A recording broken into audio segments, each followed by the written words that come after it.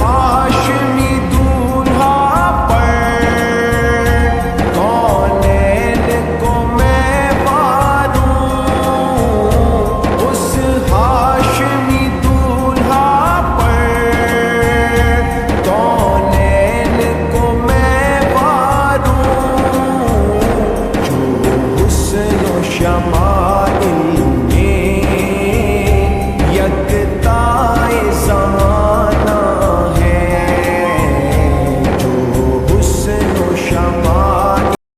তো হ্যালো বন্ধুরা, চলে এসেছি নতুন একটা ব্লগে। তো আজকে আমরা যাব বিবি রাইট, আর এলাকার নাম হচ্ছে ভাঙড়। তো ওখানে আসছেন ভাঙড়ের বিধায়ক পীরজাদা নওশাদ সিদ্দিকী ভাইজান। তো চলো বেশি দেরি না করে যাওয়া যাক। ভাইজান আসার আগে প্রচুর মানুষের ভিড়, দেখো ভাইজান আসার আগে প্রচুর মানুষের ভিড়।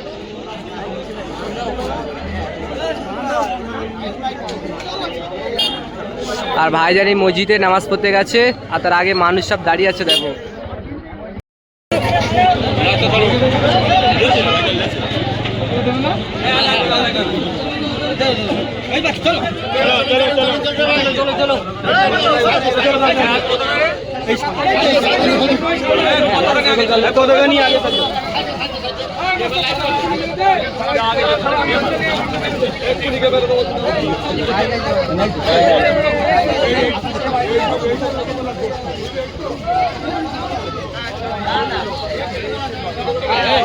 आगे ना आगे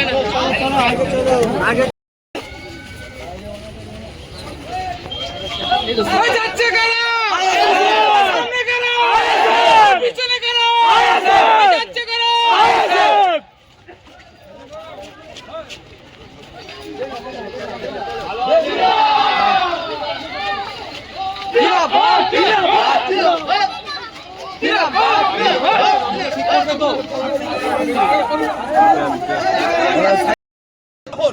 আমি বারণ করেছিলাম কেউ 1 পয়সা দেবেন না, চওড়া হবে কি হবে না এই মর্মে আমি কিন্তু ডিপার্টমেন্টে চিঠিও করেছি, এখনো উত্তর আসেনি। তার মানে এখন চওড়া হওয়ার কোনো সম্ভাবনা নাই। যদি কেউ টাকা চাই তো দোকানটা বাঁচিয়ে দেবে, করে দেবে, একদম টাকা কেউ দেবেন না আপনারা। হ্যাঁ, আমরা ডেভেলপমেন্টের পক্ষে, কোনো জায়গায় যদি উন্নয়নের জন্য ছাড়তে হয় আমরা ছাড়তে প্রস্তুত আছি, কিন্তু আমরাও তো ওখান থেকে করে কামিয়ে খাতাম, আমাদের তো ফ্যামিলি চলতো। তার জন্য কি করতে হবে, আমাদেরকে পুনর্বাসন দিতে হবে। আমরা এখান থেকে দোকানটা তুলে নেবো, এর পরিবর্তে সরকারকে একটা জায়গা দিতে হবে, এটা ডিমান্ড আমাদের। কাউকে টাকা দেওয়ার প্রয়োজন নেই, ভোট আমাকে না দেন কোনো সমস্যা নেই, কিন্তু কাউকে 10 পয়সা দেবেন না, এটা অনুরোধ আপনাদের কাছে। আমার ওপরে এই জন্যই তো রাগ। আপনারা জানেন গত 2 দিন আগে কি হয়েছে বাড়াইপুরে একটা মসজিদে হয়েছে, ওখানে পুলিশ কি করেছে এখন আমার কাছে খবর নাই, কিন্তু ওখানকার মুসল্লিদেরকে আমি ধন্যবাদ জানাবো, তারা অনক্ষণ অপ্রীতিকর ঘটনা ঘটায়নি। মসজিদের পবিত্রতা নষ্ট করেছে, পিচ্ছাপ করেছে, কোরআন শরীফের উপর নাকি পিচ্ছাপ করেছে, তারপরেও ধরে পুলিশকে তুলে দিয়েছে। পুলিশ কি করছে সেটা দেখতে হবে। এখন আমি আপনাদেরকে একটা কথা বলার কারণ হচ্ছে, আজকে শুনছিলাম আসার পথে মাইক চালিয়ে এখন ডিজে ফিজে নাকি চালিয়েছে, ভোট জ্ঞান এখন মাধ্যমিক পরীক্ষা চলছে। তারপরেও বলছি কাল থেকে তো বিধানসভা, ভাই, কালকে বিধানসভা আছে। কই শওকত সাহেবের কাছে আমি এতটুকু অনুরোধ, আপনারা সবাই মিলে শওকত সাহেবের দিদি আজকে ওইদিকে কেউ যান, ওনাকে বলবেন ভদ্রতার সাথে বলবেন, অভদ্রতা কেউ করবেন না, শালীনতা বজায় রেখে, বা মিডিয়ার মাধ্যমে আমি বলছি, মিডিয়ার বন্ধুরা গিয়ে কোশ্চেন করবেন। কালকে অ্যাসেম্বলি হাউসে গিয়ে শওকত সাহেব অন্তত এতটুকু কথা বলুক, বাড়াইপুরে মসজিদে ঢুকে মসজিদের পবিত্রতা যে নষ্ট করেছে, যে অপবিত্র করেছিল, পিচ্ছাপ করে মসজিদ করার চেষ্টা করেছে, তার বিরুদ্ধে প্রশাসন কি ব্যবস্থা গ্রহণ করেছে একটু জানানো হোক। এতটুকু কথা তো, এই কথাই কেউ সাম্প্রদায়িক হয়ে যাবে না। কেউ মন্দিরে ঢুকে যদি নোংরামি করে তার বিরুদ্ধে বলতে হবে, যেমন মসজিদে ঢুকলে নোংরামি করলে তার বিরুদ্ধে বলবো, মন্দিরের সাথে যে নোংরামি করবে তার বিরুদ্ধে বলবো। ঠিক কদিন আগে বহরমপুরে মন্দিরে ঢুকে মূর্তি ভেঙেছিল, তার বিরুদ্ধে আমরা কথা বলেছি। মসজিদে ঢুকে যারা তাণ্ডব করছে তার বিরুদ্ধে বলবো। তাহলে এতটুকু কথা তো, এতটুকু কথা কি শওকত সাহেব কালকে বিধানসভায় দাঁড়িয়ে বলতে পারবে? আমি কালকে বলবো না, আপনাকে কথা দিচ্ছি, আমি কালকে বলবো না। কালকে শওকত সাহেব বলে নাকি অপেক্ষা করবো, 20 তারিখের মধ্যে আমি বলে নেবো কথা, কথা দিয়ে গেলাম আপনাদের। মাননীয় পুলিশ মন্ত্রীর কাছে জানতে চাইবো কি ব্যবস্থা গ্রহণ করেছেন। 20 তারিখের মধ্যে অ্যাসেম্বলি চলবে, কালকে ছাড়া 18, 19, 20 3 দিনের মধ্যে আমি একদিন জিজ্ঞাসা করবোই কালকের দিনটা কার জন্য ছেড়ে গেলাম? সরকার সাহেবের জন্য। আমি নাকি এই সেই বলে থাকে তাই উনি মুসলিম দরদি, আমি শুধু মুসলমান দরদি নাই বলে গেছি। কিন্তু আপনাদের আমি মানুষের উপর অত্যাচার হলে তার পক্ষে নেবো, যে অত্যাচারের শিকার সে হিন্দু মুসলমান যে কেউ হতে পারে। শুধুমাত্র এই মুসলমানদের জন্য চিৎকার করবো না ভাই, আমি দলিত, আদিবাসী, হিন্দু, মুসলমান, জৈন, খ্রিস্টান, আমাদের যে পুলিশ বন্ধু আছে তাদের হকের দিয়ে পাচ্ছে না, তার জন্য আমি চিৎকার।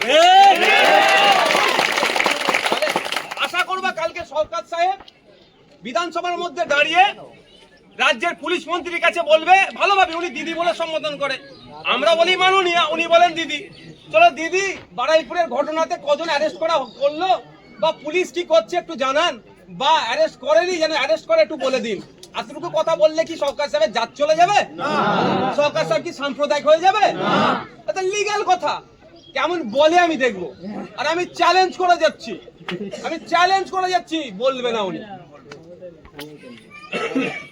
এই গলা পর্যন্ত নোংরামিতে ঢুকে গেছে,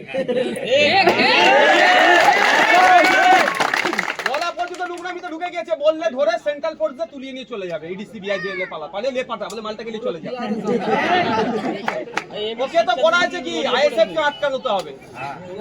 আইএসএফ বিধানসভার মধ্যে দাঁড়িয়ে আনিসের জন্য আওয়াজ তুলে, শিকারী মোরা আদিবাসী ছেলের জন্য আওয়াজ তুলে, বিশ্বজিৎ দাস তার জন্য আওয়াজ তুলে। এইটা হচ্ছে সমস্যা। দেখ, আমি প্রসঙ্গ ফিরে আসছি, আমাদের লড়াইটা কোন জায়গায় বুঝতে হবে। আপনাকে আমাকে ধমকে চমকে আপনার আমার অধিকারটা কেড়ে নেওয়ার চেষ্টা হচ্ছে। ওয়াকফ সম্পত্তি যেভাবে লুটে নেওয়া হচ্ছে, কই প্রতিবাদ করতে দেখতে পাচ্ছি না। বিধানসভার মধ্যে 2 দিন টাইম দিও, আপনারা জেনে রাখুন। মাইক নিয়ে আমার গলার আওয়াজ শুনতে পাচ্ছেন ভাই? হ্যাঁ, শোনা যাচ্ছে।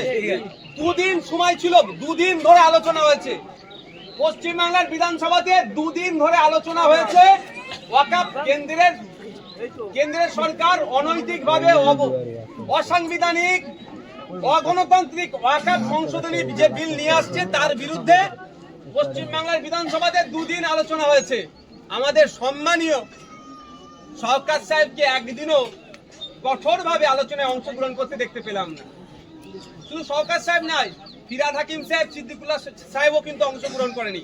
আর বাইরে মাইকে চিৎকার করছে, জান চলে যাবে, ওয়াকফে হাত দিতে দেবো না। আরে বলার জায়গা তো ওইখানে, সেখানে বলে না। এইগুলো বলি আমার নামে মিথ্যাচার। আপনাদের সামনে আমি এসেছি, আপনাদের যা কিছু কোশ্চেন থাকলে, জানার থাকলে আমাকে জানতে পারেন, আমি আপনাদেরকে উত্তর দেব। আমার কাছে কোনো সহযোগিতা চাইলে আমার এখতিয়ারের মধ্যে হলে আপনাদেরকে আমি সহযোগিতা করব, অন্যথায় আমি আপনাদেরকে সুপরামর্শ দেব না, এটা আপনারা নিশ্চিতভাবে আপনারা জানেন। তো এখন আপনাদেরকে আমি যাব, এরপরে আমার একটা দলীয় মিটিং আছে, সেটা ওপরে হবে, এখানে না, এখানে সর্বসাধারণের জন্য। যিনি তৃণমূল করেন তারও কোনো দরকার লাগলে আমার কাছে আসবেন, আমি নির্দ্বিধায় তাকে পরিষেবা দিতে বাধ্য। সংবিধান আমাকে বাধ্য করাচ্ছে তাকে পরিষেবা দিতে, আমি সংবিধানের বাইরে গিয়ে কাজ করতে পারবো না। ধন্যবাদ, সকলে ভালো থাকবেন।